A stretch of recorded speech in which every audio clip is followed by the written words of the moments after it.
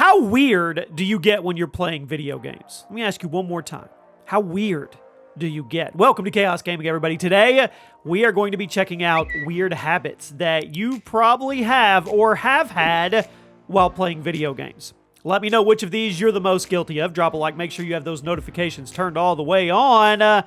Let's start off with the lean. Everybody lean with me. The gamer lean is a precise technique that only the most elite gamers can use properly.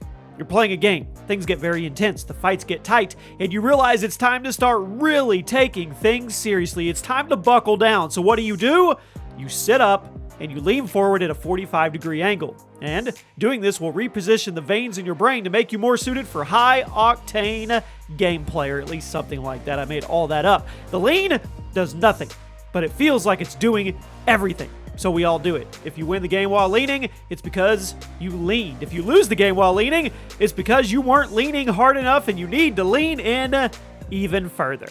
Next up, not playing because you couldn't decide. I like to refer to this as the Netflix problem. You all know what I'm talking about. The feeling of wanting to play a video game, but there are just so many options that you take 10 minutes going through your collection, trying to decide which one, and eventually you lose the desire to play anything and you just go set the controller down and you do something else. Everybody does this with Netflix, scrolling through all the movies just to end up going to bed because you can't decide what to watch. It's crazy, but I know some of you do it with games as well. You sit down to play a game, you open Steam or your Xbox library, you scroll through all your games, and eventually you get bored looking at them, so you stand up and you do something else. You wouldn't have been bored if you just picked something. And while we're on the topic, let me know how many games are in your Steam or Xbox library. Next up, punching NPCs while they're talking to you. Nobody likes to be blabbed at while playing a video game. Maybe it's an RPG, maybe it's a story section of an FPS game, but if you are in part of a game where you're forced to listen to somebody talk to you or at you, the developers probably shouldn't give you control of your character, because if they do, we're just going to punch whoever it is in the face. You know we are. Not because we hate them, not at all, or because we want them to move or anything. We're just playing a video game, not listening to a podcast. But you know what's actually weirder than punching the NPC straight in the face that's talking to you? How about talking out loud to NPCs? I've done it. You've done it. Circle of trust here. Let me know in the comment section. You're walking around the overworld of a game. An NPC says something to you and you respond out loud in real life to a video game character. Now, they're not going to hear you, and if they do, well, things have changed drastically, and there wasn't even an option to respond to what they said. But if an NPC talks to you, you need to respond.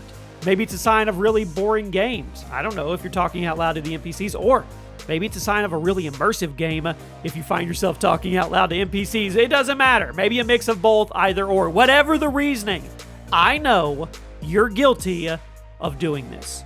You know what else you're guilty of doing? Jumping everywhere. In most games, jumping isn't going to be any faster than running. In fact, leaving the ground actually slows you down in a lot of video games, but most people don't pay attention to that. Does that stop us? Absolutely not. If you have to get from point A to point B, why would you just run there when you can hop, skip, and jump? And speaking of which, these segues are getting better and better. Rolling everywhere.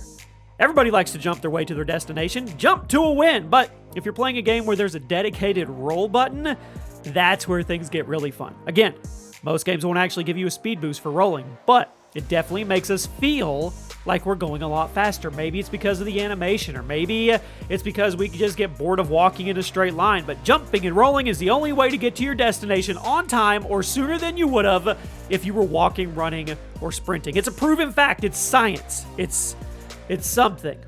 Next up, checking your phone in downtime. Got a couple minutes in between a match? Got to check Twitter.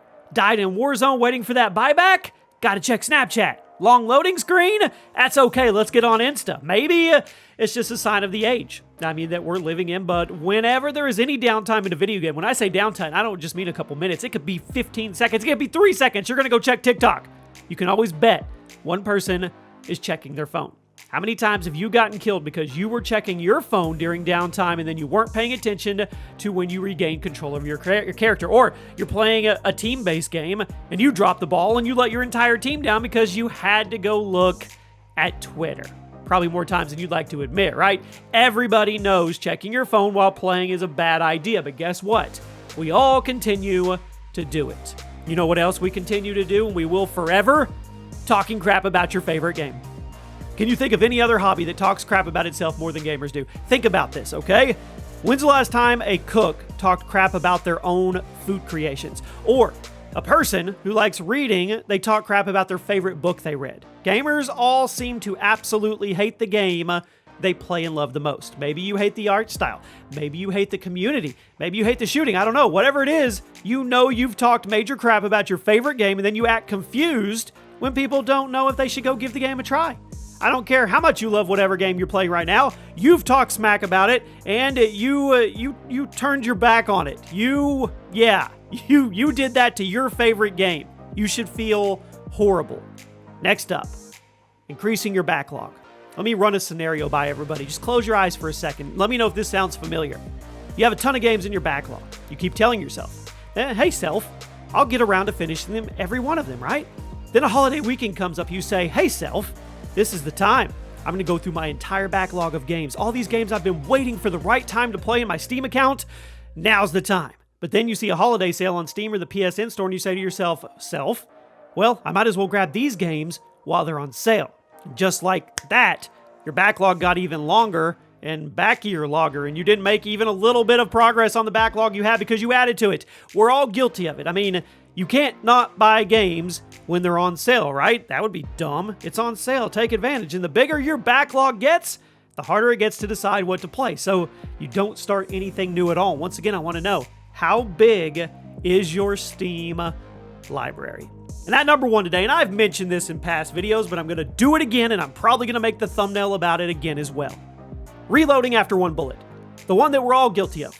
Unlike real-world firearms, most video games won't trash the bullets still in the magazine when you reload. This has led to every gamer getting into this nasty habit of reloading when 90% of the mag is still loaded. I mean, there's no consequence, so why wouldn't you? I do it every time almost. We have to see that 30-30 in the bottom right of our screen or else we can't sleep at night. This is one of those habits that, I mean, it never would have started if video games just treated magazines and bullets if they were real. If you change mags when there are still 10 bullets left, those bullets just aren't going to magically go back in your pocket. But in video games, we always have those magic magazines, and it's led to every gamer to reload whenever they have any amount of downtime.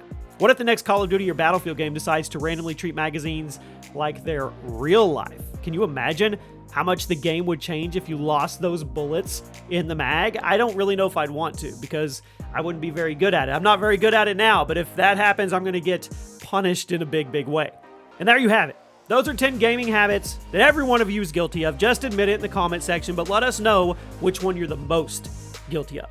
I hope you guys have a great day, and I hope you are guilty of having those notifications on and the page being liked. I'll see you soon.